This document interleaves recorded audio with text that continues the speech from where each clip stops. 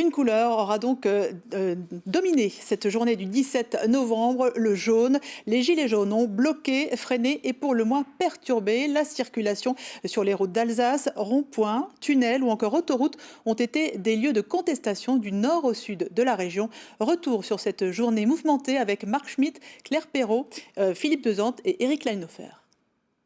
Il est un peu plus de 7 heures ce matin quand les premiers manifestants se regroupent sur ce parking de Vendenheim.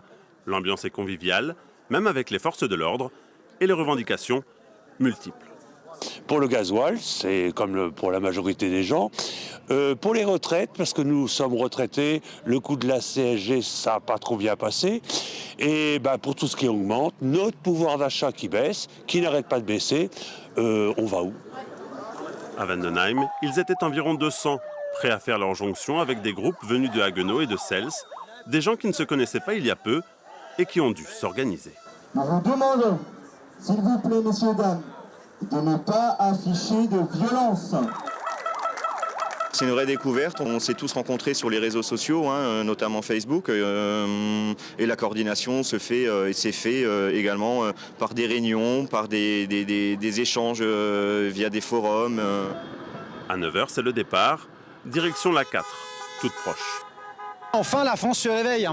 Le français est râleur, il fait rien. Donc là, c'est un ras-le-bol général. Voilà, c'est pas que le carburant, c'est le coût de la vie. Les opérations escargot commencent. Elles vont se poursuivre pendant une bonne partie de l'après-midi dans les deux sens sur l'autoroute A4 entre Geispolsheim et Vendenheim.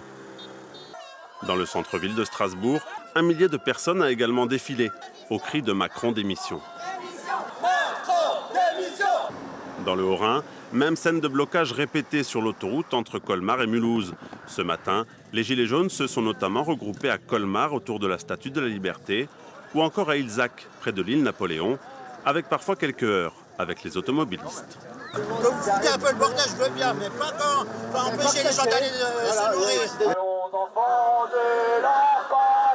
En fin de journée, à l'heure du bilan dans le Bas-Rhin, les manifestants, regroupés sur une aire de repos à Brumat, affichent toujours la même détermination. C'était vraiment génial, on a vraiment donné de notre personne, dans le sens où on était quand même 6 heures dans notre voiture. Bon, la journée est passée, là on fait quoi? On s'arrête ou on continue? On continue, on y va, à fond, jusqu'à que le gouvernement lâche. Mais ce soir, l'essentiel des barrages est levé. On déplore 2 manifestants blessés à Sélestat et Obernai et un policier grièvement blessé à Strasbourg. Et à l'heure qu'il est, la nuit est évidemment tombée. Il reste encore quelques points de blocage, notamment à Kingersheim, où nous retrouvons Claire Perrault avec Eric Kleinhofer. Il y a encore beaucoup de manifestants de votre côté, Claire, ce soir ? Alors écoutez Astrid, il en reste une 50aine ici à Kingersheim qui tiennent encore des barrages filtrants. Je ne sais pas si vous les apercevez derrière moi, tout autour du rond-point du Caligone. Elles sont là depuis 7 heures ce matin, ces personnes. Et la fatigue aidant, le ton monte parfois avec les automobilistes qui s'impatientent. Il y a aussi des barrages maintenus du côté d'Altkirch et du pont d'Aspach selon la préfecture. Mais on l'a dit, la plupart des autres barrages ont été levés à la tombée de la nuit. Un rassemblement plus classique avait lieu en début d'après-midi à Colmar à l'appel des motards en colère. On y a trouvé 500 personnes plus déterminées les unes que les autres. Nous les avons rencontrées avec Eric Leinhofer. Avec le carburant qui flambe, les motards ont préféré manifester à pied ce samedi. C'est le cas de Victor Baccarini, 56 ans, changé de véhicule. Voici sa réponse. Moi j'ai une moto, elle a 26 ans, elle est nickel. Bientôt j'aurai même plus le droit de rouler avec. Mais mon garçon, il a une voiture qui a 400 000 bornes. Elle roule encore, mais comment est-ce qu'il va faire? Je le sais, il n'a pas les moyens pour s'en acheter une autre. Mais voilà, maintenant il y en a un ras-le-bol et c'est tout. C'est une personnalité qui ne manifeste jamais. Dans sa carrière, la nageuse Béatrice Hess a remporté 20 médailles d'or aux Jeux paralympiques. Je suis surtaxée par mon handicap. Je respire de la taxe parce que mon oxygène, c'est de la batterie électrique. Mon fauteuil avec lequel je marche, c'est de la batterie électrique. Je dors sur un matelas électrique et j'ai un appareil de nuit d'oxygène électrique. Je paye donc 200 € de taxes par an, rien que parce que je marche et que je respire. Martine Abelan est au chômage. Son mari perçoit 2 € par jour pour l'allocation de solidarité spécifique. Elle est déterminée à se battre. Et là, je me dis, allez hop, on reste unis, on y va, on y croit, on fait pas un mai 68, on fait un novembre 2018. Mais surtout, pas de débordement, pas de casse, ça ne mène à rien.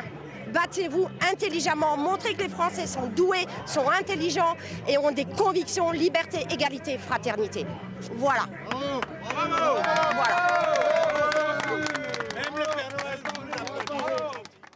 Et Claire, on le voit, c'est un mouvement populaire, spontané, difficile aussi parfois pour les services de l'État à appréhender. En effet, Astrid, c'est un mouvement très atypique. Il n'y a ni organisation syndicale, ni politique. Il n'y a pas d'interlocuteur pour les autorités. Du coup, ce matin, en préfecture, dès 8h, une cellule de crise a été activée avec la gendarmerie, la police, les pompiers pour que le préfet puisse prendre les décisions le plus rapidement possible. On l'écoute. Elle est très particulière parce qu'à l'exception d'une manifestation déclarée des motards, nous n'avons eu aucune déclaration, alors que c'est une obligation légale. Ça veut dire que nous avons anticipé en prépositionnant des forces, en mobilisant des forces, et que nous avons réagi aux informations que nous collectons ici depuis 8h ce matin pour mettre des gendarmes et des policiers sur les principaux points de manifestation qui sont au contact, qui discutent pour essayer de rappeler les règles de sécurité et d'appeler à la responsabilité de chacun. Le préfet qui appelle ce soir à la plus grande prudence car à la tombée de la nuit, les piétons sont moins visibles. Également, quant au blocage, difficile de vous dire quand ils seront complètement levés. Chaque personne prend la décision pour elle-même. Merci beaucoup Claire et merci à Eric Kleinhofer qui était avec vous. Cette date du 17 novembre n'a pas été choisie par hasard. Bloquer les routes un samedi revient à bousculer les habitudes de consommation. Les parkings des centres commerciaux étaient pour certains désertés. Les traditionnelles courses du week-end ont été soit anticipées, soit repoussées. Reportage Marc Schmitt, Philippe Dezante. D'habitude, le samedi, c'est ambiance bousculade dans la zone commerciale de Vendenheim. Mais aujourd'hui, c'était plutôt le calme plat. Dans ce restaurant, c'est loin d'être le grand rush. On est à moitié moins de monde de ce qu'on doit faire en général le samedi midi, alors que l'effectif est prévu pour faire beaucoup plus que ça. C'est votre plus gros jour, normalement, samedi ? Le samedi midi, oui. Les parkings ne sont pas bondés, mais certains clients ont quand même osé venir faire leurs courses. J'ai cru comprendre d'après les caissières que les gens ont commencé à faire leurs courses depuis mercredi.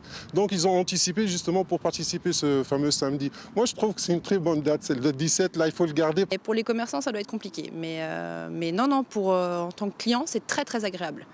Mais c'est pas habituel, c'est un lundi après-midi on va dire. Quelques soutiens de plus donc pour les gilets jaunes, un peu plus inattendus, ceux-là. De ces manifestations, un policier a été grièvement blessé, renversé par une voiture cet après-midi à Strasbourg. On dénombre également 2 autres blessés plus légers à Célestat et au Bernay. Retrouvez toutes ces informations sur notre site internet france3grandest.fr.